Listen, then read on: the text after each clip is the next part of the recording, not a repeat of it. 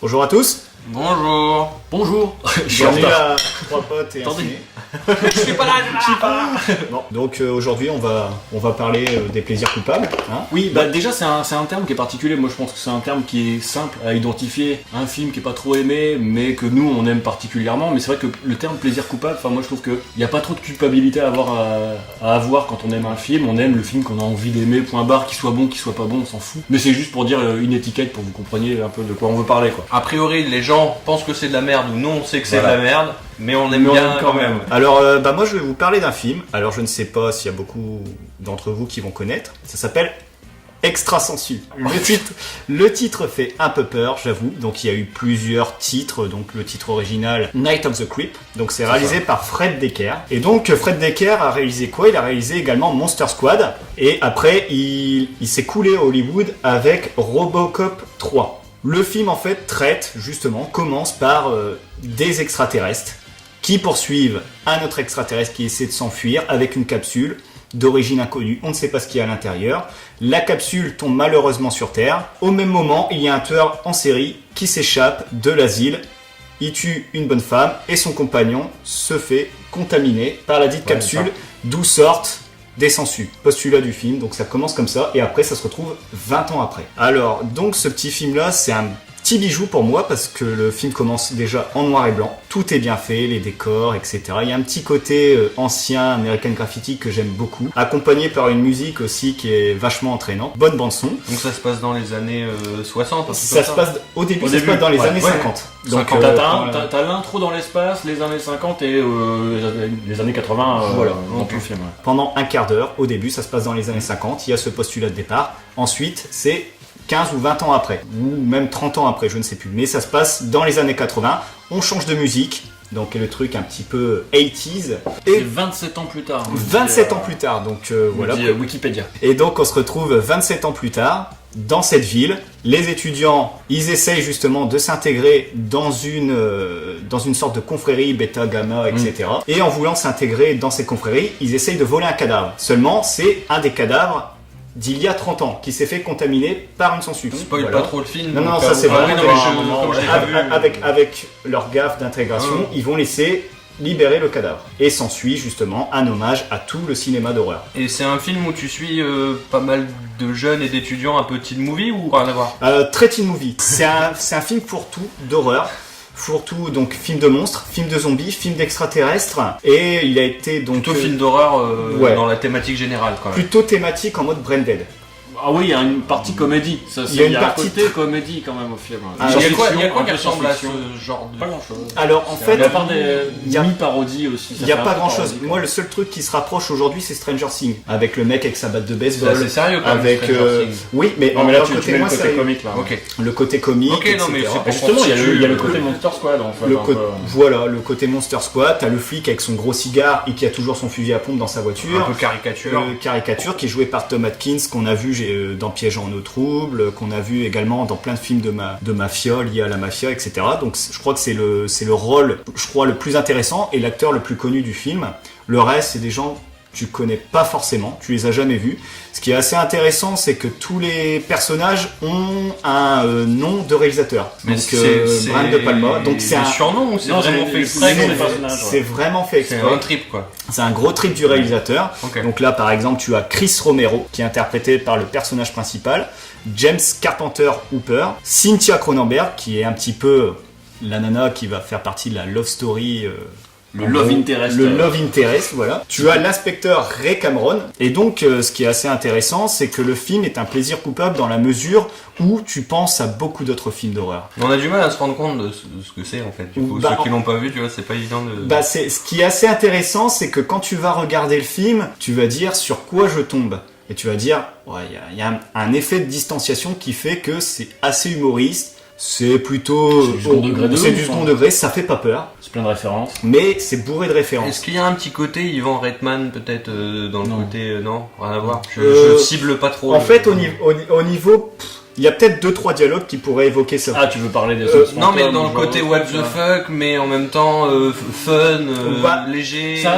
Ça assume totalement, même quand c'est pas très bien fait d'ailleurs, tu vois. Des fois, il en joue même. Donc, en plus de ça, il joue vraiment sur la soirée qu'il y a au collège. Tu sais, t'as toujours le bal de fin d'année. Ouais. Et il joue totalement dessus. Et il y a une phrase qui résume bien ce petit côté, comme t'expliquais à la Ivan Reitman.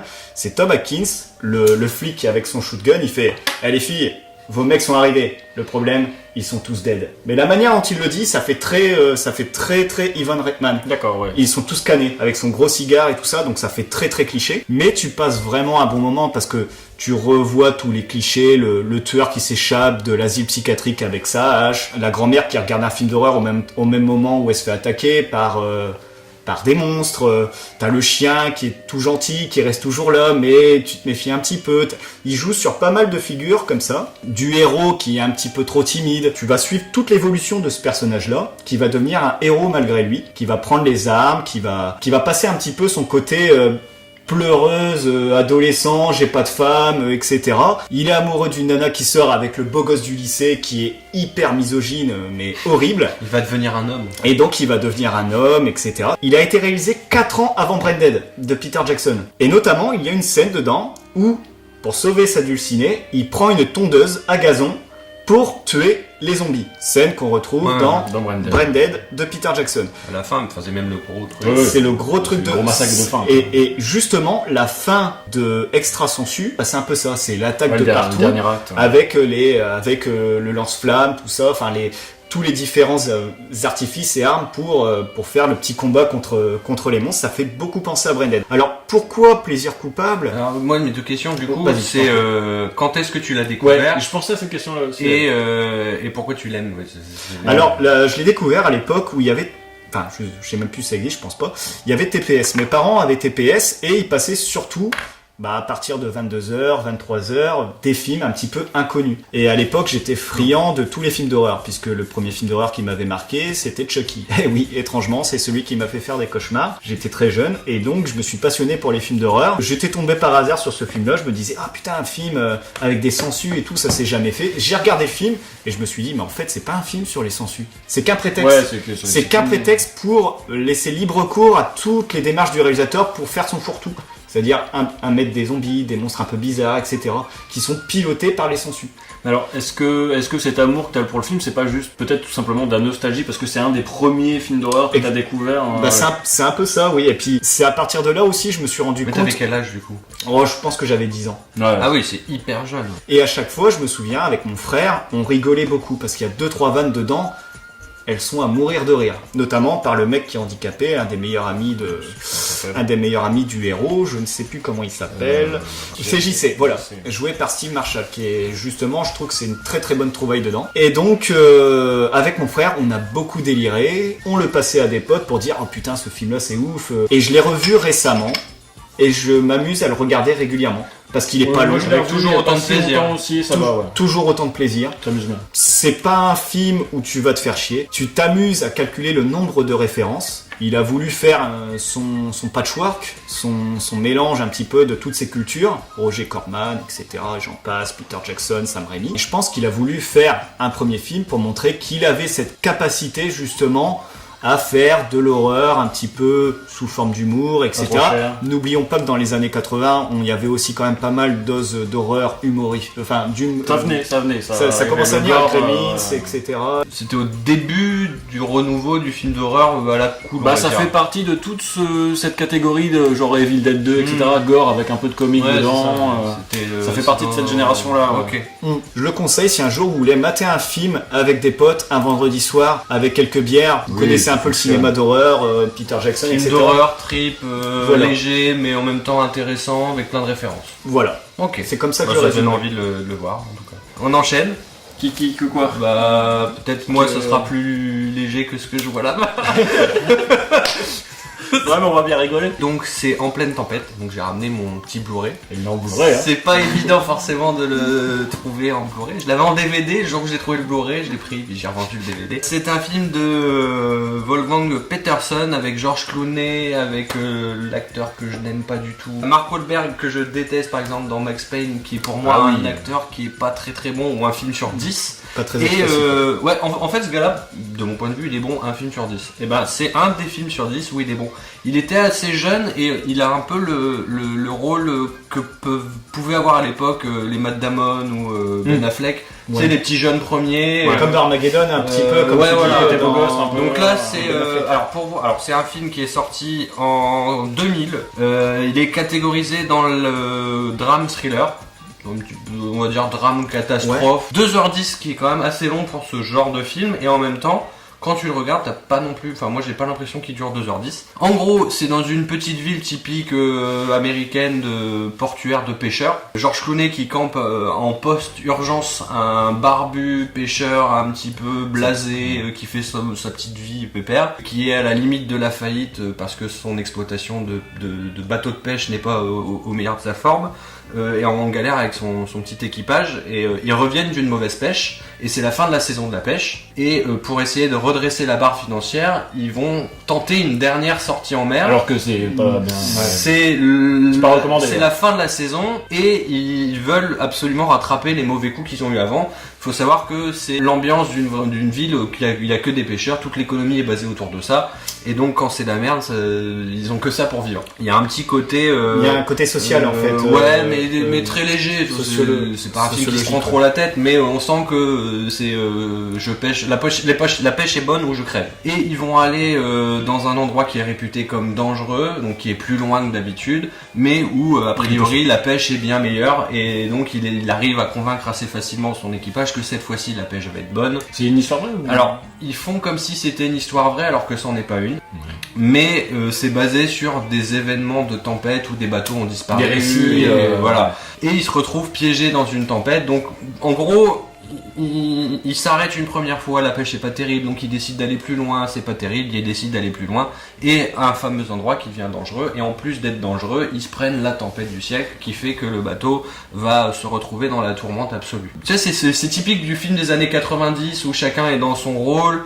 George Clooney, le chef qui veut avoir raison, même s'il a peut-être tort, il va essayer de pense bien faire. Voilà, il veut bien faire, c'est exactement ça. Mark Wahlberg qui a sa petite femme qui veut essayer de faire tout pour que ça se passe bien avec sa femme et qui du coup a besoin de pognon pour la rendre heureuse, etc. Et puis donc comme ça, les quelques membres de l'équipage qui ont chacun leur bonne raison et c'est hyper intéressant du point de vue de la façon dont tu t'attaches à chaque personnage. Et moi j'en parle souvent sur les séries. J'aime les séries où en fait t'accompagnes les héros comme si tu faisais partie de l'aventure. Ouais.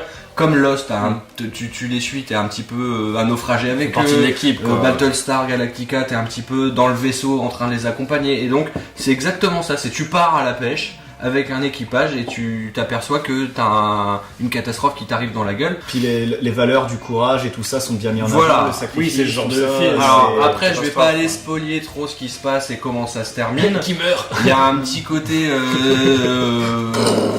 dramatico, voilà, mais qui est pas non plus. Voilà, ils en mettent pas des caisses, c'est pas axé que sur ça. On a aussi l'autre relation avec l'actrice Marie-Hélène Mastrantonio. Je sais pas si je le dis bien. Mastrantonio. Alors, elle a une relation, elle qui est aussi chef d'équipage, a une relation toute particulière avec George Clooney parce que du coup, ils ont tous les deux l'ego du capitaine du bateau. Elle, ça se passe mieux que lui. Lui, il décide d'y repartir. Elle dit que c'est pas une bonne idée. Et puis, ils vont communiquer à la radio ensemble alors qu'elle est restée à terre, elle essaye de le prévenir qu'il y a un drame, etc. Y a pas, je me souviens plus vraiment du film, c'est pas deux états d'esprit aussi qui se confrontent. Elle voit les choses d'une manière plus positive et plus féminine mais cool, tu vois, alors que lui est très justement pragmatique et plus on y va et go pour l'aventure. Alors qu'elle dit mais te prends pas la tête, t'auras des meilleurs jours. Et c'est deux points de vue qui se confrontent et en même temps ils se comprennent. Moi je suis comme ça, toi t'es comme ça, et en même temps je sais pourquoi toi tu fais ça et je sais pourquoi toi tu... Donc t'as une relation pas hyper mise en avant mais vachement intéressante entre eux deux. C'est un film que j'ai découvert au cinéma, qui à l'époque avait été vachement survendu pour ses effets spéciaux, parce que c'était un petit peu... Bah la mer c'était pas encore trop ça, synthèse et tout. La flotte ça a toujours été le gros débat des effets spéciaux. D'ailleurs comment ils ont tourné ça c'est du studio studio C'est des studios, à ouais, 90%, un petit peu de plans en bord de mer, Au début, et puis après un petit peu d'effets numériques qui tiennent quand même la route, qui sont presque même Je me souviens plus trop, mais... assez intéressants. Ils tiennent la route, ils ont pas trop mal vieilli. Et la bande son, j'ai une question. La bande son, je me souviens plus trop. Bah, c'est qu'elle fait la bande son. Elle est plutôt. C'est C'est pas trop. c'est sur- James Horner. Ouais, non, mais James Horner c'est un qui a petit fait la BO de Ouais. Titanic. C'est un petit côté aventure années 90-2000 typique de cette époque-là. On balance un peu C'est le compositeur de Cameron. en plus.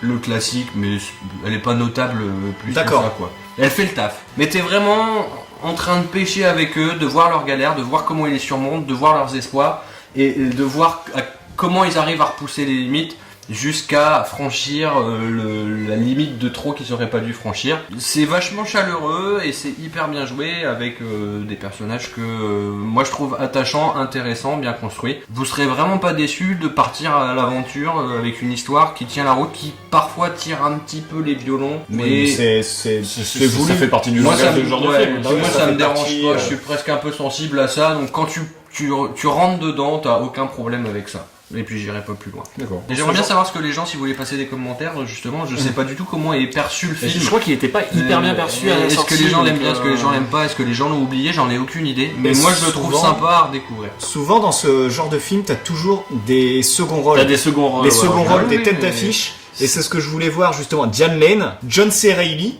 qui joue énormément. Mais Oui, lui, je me. John C. Reilly, il joue dans Jour de tonnerre de Tony Scott, que j'ai vu récemment. C'est William Fichtner qui joue Malone dans Prison Break. non mais alors ce qui est intéressant dans ce que vous dites, c'est que c'est presque un film que de second rôle. Mais j'aime bien cette idée de un film qui t'a plu ou auquel t'es attaché, tu le remates, tu dis bon pourvu que cette fois-ci ça se Ouais, passe pas oui, comme ouais, ça. oui, Et puis bon bah c'est toujours le même film. Hein. Ah bah oui. Et puis quand tu le remates 2 ans après, que tu t'en souviens plus. Et que Ouais, c'est t'as moi j'aime bien aussi, toujours- quand t'as je me souviens plus toujours- trop de l'intrigue, des petits événements par-ci par-là. Tu et- redécouvres Ah oui, un c'est- petit peu. C'est marrant aussi parce que c'est un peu le point commun de tout ce qu'on montre. C'est des films qu'on prend plaisir à revoir en renouant, tu sais, comme si c'était un membre de la famille que t'avais pas vu depuis longtemps. Vas-y Arnaud, je prends lequel Prends le meilleur pour la fin. Celui-là, tu veux dire. Ok, on va commencer par celui-là. Bah moi je vais vous parler de Démon 2. Una pellicula de Lamberto Bava. Un film de Lamberto Bava. Alors attends, l'année exacte, c'est 86, donc c'est un film italien. C'est le fils de Mario Bava, donc la légende Mario Bava. Son fils, lui, c'est moins une légende. déjà. Ça fait ça, sa carrière, c'est une carrière qui fait ça, quoi. Jusqu'à faire des téléfilms genre La Caverne de la Rose d'Or, tu vois. Ouais. Bah, C'est quoi, c'est des Italiens, des Américains? Italien. C'est des Italien, c'est même d'ailleurs produit par Dario Argento. Ok. D'accord. Avant de faire l'histoire, juste, c'est un film que je connais depuis que je suis gamin, depuis que j'aime les films d'horreur, etc. J'aime beaucoup les séries B italiennes. Enfin, pour moi, c'est un gros film culte. L'histoire, en fait, c'est l'histoire de Sally qui fête son anniversaire. Donc elle va inviter toutes ses copines, tous ses copains, etc. Et ce jour-là, à la télévision, va passer un film d'horreur sur des démons. Ah, bah ça y est. Et Sally, en fait, pendant la fête, va se prendre la tête avec son petit copain qui n'arrive pas et qui d'ailleurs lui restera toujours à l'extérieur de l'immeuble, ça se passe dans un immeuble. Et du coup, va préférer, plutôt que de faire la fête avec ses copains et ses copines, rester dans sa chambre et regarder le film sur les démons. Sauf que ce qu'elle ne sait pas, c'est que ce film, les démons vont sortir de la télévision pour envahir l'immeuble, en fait. Et c'est tout, en fait. C'est juste ça. Après, c'est que du Et après, c'est la survival. merde. Voilà, c'est que une du survival. continuité. C'est une continuité. Alors, on C'est une, parlera de continuité démons. avec c'est une continuité avec le premier parce que le premier se passe dans un cinéma. Ok. Et c'est les démons qui sortent de l'écran de cinéma. Et c'est la merde dans la salle.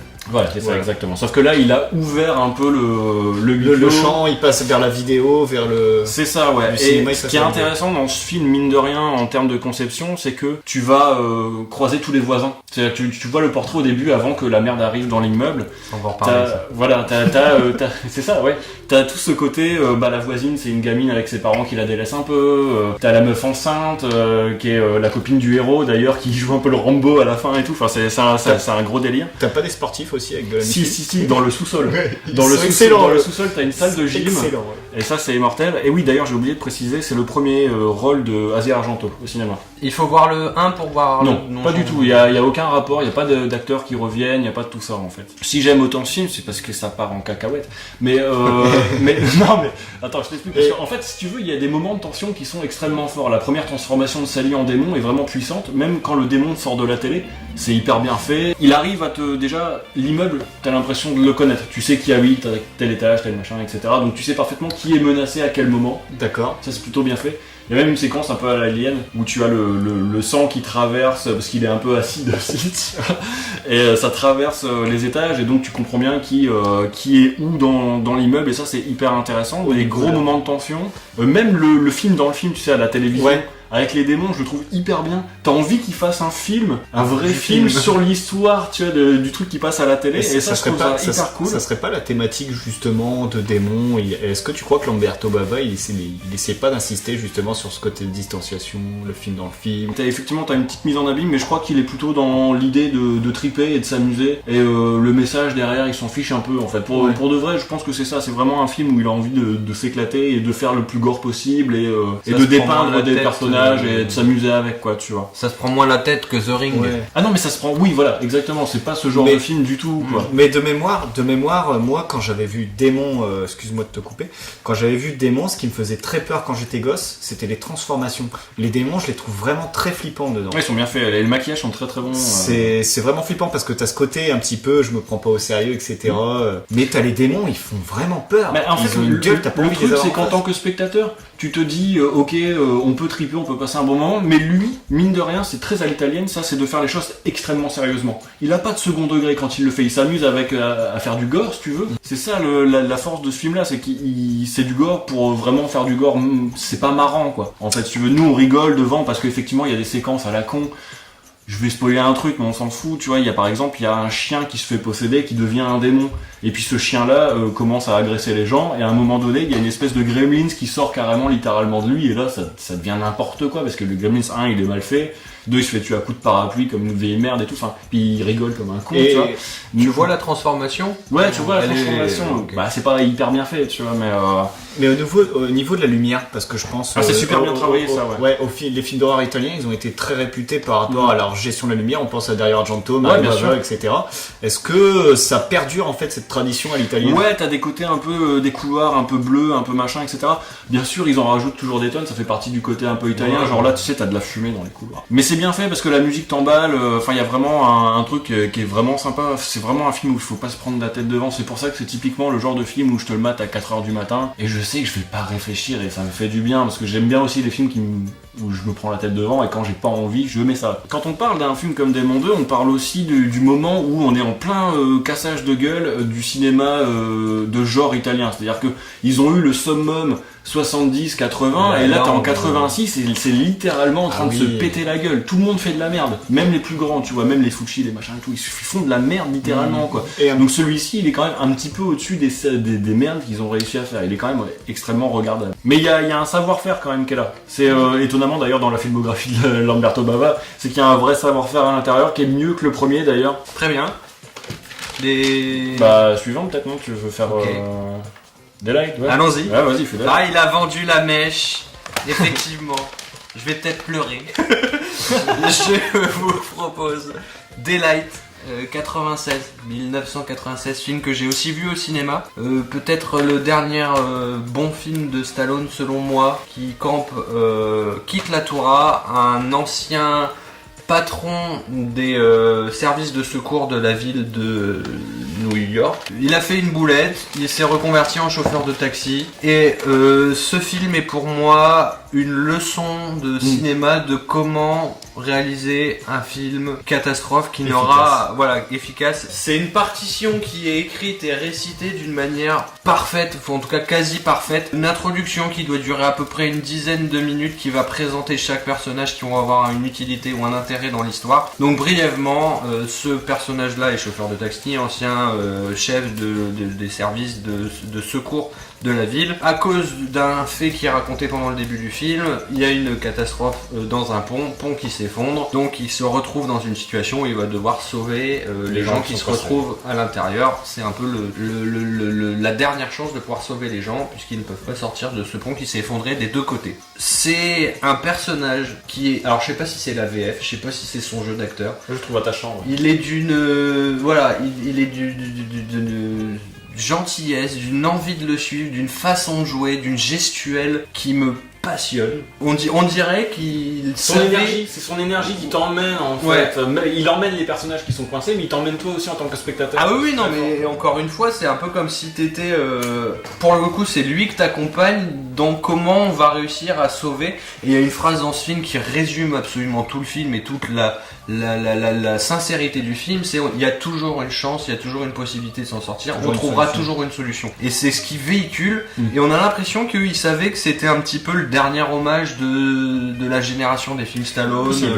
Possible. Il a voulu donner tout, parce que c'est pas un mec con, c'est pas un mec mauvais dans Puis ça change Stallone avec ses muscles. Non, il est puis ça- plutôt dans l'esprit humain Ouais. que physique. Alors, en fait, t'as deux films avec Stallone qui résument cet état d'esprit de on en finit avec les films de gros muscles. T'as Demolition Man qui la parodie en mode c'est fini les gros muscles, on va rigoler avec. Et t'as Daylight qui est en mode sérieux, on va faire vraiment la bonne leçon, on va vraiment dire exactement ce qu'est un bon film catastrophe, quoi. Tu vois. Et c'est pas un mec C'est intelligent dans le c'est- film, mais il le sait, il connaît ses faiblesses et ses défauts, et en même temps il fait le taf et il est bon dans ce qu'il fait et il le sait aussi. La dramaturgie, elle la est dramaturgie. hyper. Alors ça casse pas trois pattes à un canard, hein, c'est. Mais le côté humble du personnage. Ah ouais, il veut pas, il veut pas y aller. Il et veut en pas même voler temps- la vedette de Viggo Mortensen. Et en même Ouais, temps, c'est il une sait que légende, c'est la dernière ouais. chance de les sauver, mais il veut pas y aller. Et il y a qu'un seul moment dans le film où, avant qu'ils reprennent les rênes et qu'ils disent OK, je vais y aller, il y a le nouveau patron des services de secours qui dit je sais pas quoi faire. C'est au début du film, donc on peut spoiler. Le mec il dit je suis plus patron parce que j'ai fait une erreur, j'ai dû prendre une décision, c'était peut-être la mauvaise décision, mais j'ai dû la prendre. Et il dit au nouveau patron bah maintenant c'est toi qui doit faire la décision et c'est ton problème. Et c'est sur ça que moi j'ai été confronté. Et les gens ils vont mourir si tu fais pas la bonne décision. Et là ce recul vachement humble et juste Consultant, et ouais. c'est hyper bien joué. On a un Viggo Mortensen qui a un petit rôle mais qui est Ouais, hyper ouais, c'est cliché bien, mais Et qui fait des- dans le bon sens du terme, cliché dans le bon sens du terme. C'est hyper bien rythmé. Moi, ce que j'ai beaucoup aimé Ouais, dans il y a celui-là, un- c'est la contamination du personnage principal qui est Stallone vis-à-vis des autres groupes de survivants. C'est-à-dire un- croit plus et qui n'y croit plus. C'est un Et en- juste point. Ça contamine parce que même les personnes qui sont vraiment anti-système, anti-Stallone dans le film, deviennent comme lui malgré eux. Pour mettre en avant ce que tu dis, dans le groupe de gens qui étaient super bien présentés de manière très académique avant que le pont s'écroule, tu as une jeune femme romancière ratée qui hésite à repartir, qui repart chez elle, elle a fait ses valises, elle repart chez elle.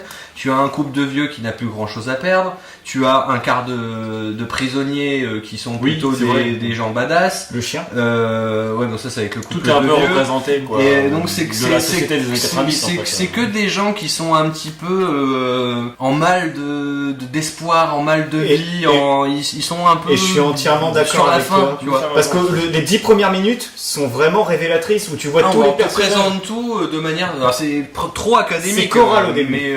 mais c'est efficace. Et lui va à chacun de son tour des personnages leur réinsuffler de la lumière de vie, de l'espoir, de l'envie de vivre, et c'est hyper bien fait. Ce qu'on a oublié de dire, c'est que le pont, il y a des fuites, le tunnel, Oui, il y a il est de l'eau sous qui la monte, flotte, ouais. et donc il y a de l'eau qui monte, et donc t'as toujours cette tension qui fait que ça, il y a des bons la moments claustrophobie. Il y a des bons moments de tension, il y a des bons moments d'action. Et ce qu'on souligne aussi, c'est comment Stallone rejoint les survivants aussi. Il y a tout un numéro de passe-passe. avec les ventilateurs. Tu te dis, mais comment il peut ah rejoindre oui. ces personnes-là? Et ce numéro de passe-passe entre les ventilateurs, t'as une tension. Et ce qui m'a marqué dans ce film-là, c'est que t'as les survivants. Ah, vous êtes là? Bah, vous allez nous Il sauver. y a des dialogues Et- hyper bien écrits parce que quand il descend sur ces tunnels, il perd tout son matos. Il a même plus de radio, il a plus son sac, il descend et il arrive à repasser par une plaque d'égout, je sais pas Puis quoi. il prend Il cher. arrive, il a mal aux oreilles, il a pris cher comme Il tu prend dis. cher par tous les survivants. Et les tu vas survivants nous qui se sauver. sont réunis, ils sont une dizaine, une douzaine, ils disent ah c'est bon on est sauvés, ils vont venir nous chercher. C'est tout ça. Dieu le Père, C'est le qui mec. les secours? Il dit y a pas de C'est secours, moi. c'est moi les secours.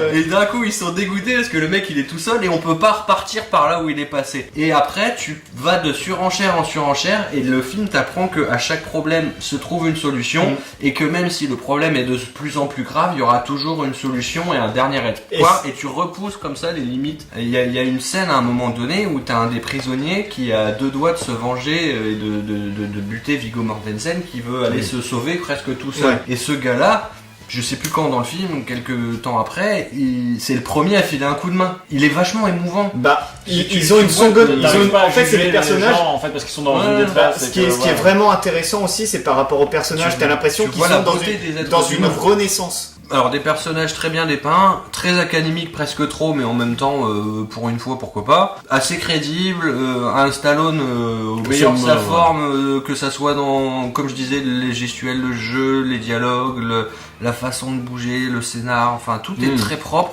C'est vraiment un film avec beaucoup de cœur, beaucoup de sensibilité, beaucoup d'âme, beaucoup de sincérité. Ce film-là. Moi, je le vois vraiment comme un truc que. Rien que le titre, déjà, c'est la lumière du jour. Enfin, je veux dire, c'est. Qu'est-ce que t'as souligné? J'ai nommé au Radio Award du pire rôle pour Sylvester Stallone. C'est méchant. C'est honteux. C'est méchant. C'est comme quoi, des fois, c'est abusé parce que c'est loin d'être son pire rôle et. Attends, et le au film a été contraire. nommé aux Oscars en 97, donc pour les meilleurs effets et les meilleurs sons, par contre. Si vous l'avez pas vu ou si vous l'avez pas vu depuis longtemps, c'est un vrai plaisir. C'est de l'amour. Ce film, c'est de l'amour. Voilà.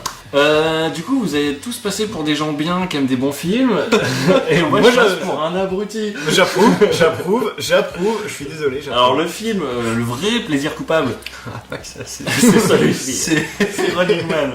C'est la définition du plaisir coupable. C'est ce film. Alors tu sais qu'avant de commencer, moi je l'avais vu quand j'étais plus jeune qu'ado, peut-être 12-13 ans. Ouais, à peu près Et le même âge. il m'avait marqué, voire fait flipper. Mais parce qu'il y a un truc intéressant. Ah, moi, Les méchants, non? peut-être je sais pas, il est glauque ce film. Il y a un truc, il y a quelque chose comme ça, quoi. Donc c'est un film de Paul Michael Glaser. Alors pour ceux qui savent pas qui est Paul Michael Glaser, c'est le Starsky de Starsky Hutch. Déjà ça commence bien, tu vois. Avec Schwarzenegger, évidemment. C'est un film qui est sorti en 87. Alors faut savoir que c'est une adaptation de King à la base. Sauf qu'en fait c'est pas une adaptation de King. C'est une adaptation du Prix du Danger, qui est un film français à la base. C'est-à-dire que ça se veut être une adaptation du bouquin parce que ça porte le même titre que le bouquin de King, mais le film n'a rien à voir avec le bouquin de King et s'inspire plutôt du Prix du Danger, qui est un film français en fait. Et en fait, c'est l'histoire de Ben Richard. Alors on est en 2019, donc on y est bientôt. On y est bientôt. Merde. Et en fait, voilà, on est dans une société où le gouvernement essaye de se débarrasser un petit peu de la mauvaise graine entre guillemets, c'est-à-dire qu'ils ont autorisé un jeu télévisé, la télévision, à prendre des prisonniers et à leur faire un jeu de la mort entre guillemets, c'est-à-dire gladiateur. On t'envoie dans une arène et si tu crèves, bah tant mieux parce que comme ça t'as débarrassé le camp. Et très bien, tout le monde est content, on a tué un prisonnier et puis voilà, tu vois. Et Ben Richard dans ce film-là, en fait, il est policier au départ. Il se fait arrêter parce qu'il y a une espèce de complot. On dit qu'il a tiré sur des gens pendant une émeute. Il se fait avoir. Il se fait avoir bêtement en fait, et du coup il va en prison et il est sélectionné parce que on veut se débarrasser de lui. On veut se débarrasser de lui, voilà. Et donc il va faire le Running Man où il va rencontrer plusieurs gladiateurs, etc. Et il y a un truc hyper intéressant sur le monde de la télévision, sur le présentateur que tout le monde aime. Quand même. Mais je trouve ça hyper avant-gardiste. C'est un Hunger Game avant l'heure. Et Rollerball par rapport à Rollerball aussi. Ah, mais c'était du sport. Il y avait un côté. Là c'est un massacre. Là c'est un massacre organisé. C'est ça, c'est un jeu de massacre organisé. Et ce qui est marrant avec ce film-là, c'est que bon, voilà, les spectateurs au départ détestent Ben Richard parce qu'il est censé avoir tué des gens qui crevaient à la dalle, etc. Donc ils vendent le truc pour que l'opinion publique. Il l'appelle le boucher de Baskerville, tu vois, dans le film. Ah oui. Clairement c'est ça, quoi. C'est l'homme à abattre. Il y a toute une manipulation de manière générale, que ce soit du public, de la télé, tout est manipulation dans le film. C'est ça. Et du coup, en fait, le public va finir par apprécier Ben Richard. Ce qui est marrant, c'est que pendant le film, tu vois, le public vote pour le gladiateur, etc. Tu choisis quel gladiateur pour aller buter Ben Richard, tu vois. Oh, je veux 6-0, je veux machin. T'as un système de vote. Voilà, c'est ça. T'envoies une carte. C'est prémisse à la télé-réalité, un petit peu. Ça, exactement. Voilà. Voter machin. Ouais. Enfin, vers la fin, il va voir une petite mamie, le présentateur. Elle fait, vous voulez voter pour qui pour le machin? Et elle fait, moi, je vote Ben Richard, tu vois. Et là, c'est là que le changement des consciences. Voilà, c'est un peu comme Gladiator où le héros devient encore plus célèbre que les possibles méchants. C'est bien avant Battle Royale aussi. Voilà, c'est ça, bien avant Battle Royale. Alors, il y a tout, vraiment le système de mise en forme de la télévision, je trouve plutôt bien fait dans le film. Déjà quand l'émission commence, t'as tout un show avec des meufs qui dansent et tout sur une super musique. Enfin ça, pour moi c'est une scène culte. Et après t'as tout un système où à un moment donné ils veulent faire croire au public que Ben Richard est mort parce qu'ils en ont marre de, tu vois, ils tuent tous les gladiateurs. Donc forcément au bout d'un moment ils en ont marre. Et il commence à faire un truc un peu en image de synthèse et pour simuler sa mort, tu vois. Donc il y a tout un délire comme ça qui est quand même hyper sympa. Ça vaut le coup, ne serait-ce que pour la VF La VF qui est Si d'une je me- immondice, Mais si je me qui est souviens bien- homophobe au possible, Ah oui, exact. avec des enfoirés de PD, Si- avec tout ça, c'est Si je horrible. me souviens bien, il y a 2 acteurs qui ont joué dans Predator. Ah oui, il y a la meuf. La comment nana elle a joué s'appelle dans dedans Predator Ouais, 2. c'est ça. C'est une mexicaine, je crois bien. Et Jesse Ventura, elle a joué dans le premier Predator. C'est Oui, celui oui, avec non, sa le sulfate. casting est très très bon. Jesse Et Ventura. même les gladiateurs, hein, ils sont mortels. Hein, t'as Sub-Zero, tout ça, qui sont vraiment très très cool. T'as le Captain, comment il s'appelle, Captain Freedom. Lui, il me fait délirer, Captain Freedom. C'est vraiment mon Ouais. gladiateur préféré. La présentation du Captain Freedom, c'est lui en train de danser et tout. Enfin, faut la voir cette Bah, séquence, je la mettrai en extrait. T'as l'impression que c'est un peu le bras droit, ce mec-là, Oui, c'est Captain ça. Freedom. C'est celui qu'on appelle en dernier recours. Voilà, etc. celui pour tuer le héros. Vraiment, enfin, ouais. C'est celui auquel tu fais appel, le dernier gladiateur, vraiment le plus puissant. Alors que le mec est quand même assez loufoque. Il fait des présentations avec des nanas, il danse, etc. T'as pas l'impression que c'est un combattant. Il a même une vieille armure toute Ouais. pourrie. Non, mais c'est. Parce qu'à un moment donné, il fait ouais, moi je veux pas y aller et tout, et il enlève son armure, il fait non, j'irai pas me battre contre lui, il est trop fort et tout. Tu vois. Enfin, c'est un film qui me fait bien délirer, moi, franchement. Et effectivement, c'est un Hunger Game, un Battle Royale avant l'heure. Running Man, il y a ce petit côté humour avec la blague quand il tue Mais ça, c'est quelqu'un. les punchlines à l'américaine, Les des punchlines, films de ces films-là de l'époque. Il y avait toujours des punchlines. Et là, c'est vrai que à chaque fois qu'il tue un gladiateur, il y a une punchline. À chaque fois qu'il doit faire une Oui, action, il y a c'est- une punchline. Ouais. C'est même trop, c'est Oui. même too much, tu vois.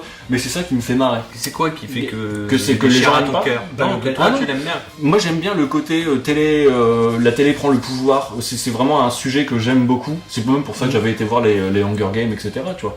Même si j'aime pas la saga, j'aimais bien le premier Hunger Games, je trouve que c'est toujours des sujets qui sont hyper intéressants parce qu'on le vit maintenant, là, tout de suite. C'est un sujet qui me parle, je sais pas pourquoi. Après t'as le côté, Schwarzenegger, ça reste Schwarzenegger, même en collant jaune. C'est vrai que sa combinaison est Voilà, elle est un peu kitsch. Et un petit côté Bruce Lee du Mais jeu de la mort. ouais, t'as un côté effectivement un peu jeu de la mort, machin, tout ça. Puis les blagues. Et la musique est hyper cool. Non, après, il y a les passages aussi où quand il rentre dans le jeu, tu sais, il Ouais. est dans une espèce de Ouais. truc comme ça. Ah, c'est oui, ça hyper m'avait cool. marqué ça. Ça, c'est hyper bien, tu vois. Il y a des côtés très positifs. J'ai l'impression que les gens ont oublié un peu ces côtés positifs du film en le prenant que comme un film de bourrin, pas très intelligent. Et ça montre un petit peu l'envers du décor, comme tu disais, Ouais, la c'est ça. télé-réalité. Oui, parce qu'on voit aussi dans les coulisses, on voit le présentateur en train de se faire maquiller, en train de dire ouais, il faut ça, il faut ça. Il faut etc. mettre plus de sang, il Plus faut de mettre sang, plus de musique, allez-y, Ouais, faites du tout- montage. Tout est scénarisé, tout est orchestré. scénarisé, etc. Tu vois. Il- Donc ça, il- c'est il- intéressant. Qu'est-ce qui fait qu'il est plus du côté des navets que du côté des cultes?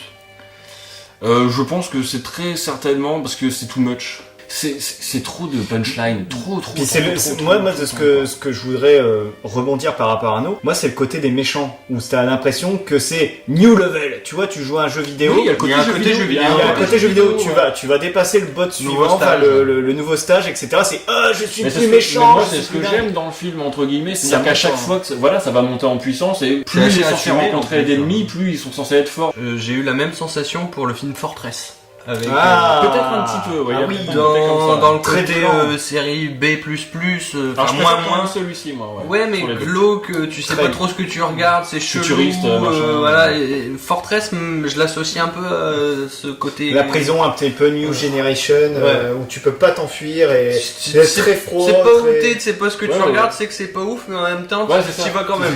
Oui, c'est ça, c'est exactement ça, c'est ça. Donc voilà, non, moi j'aime beaucoup ce film et puis je vous emmerde si vous l'aimez pas.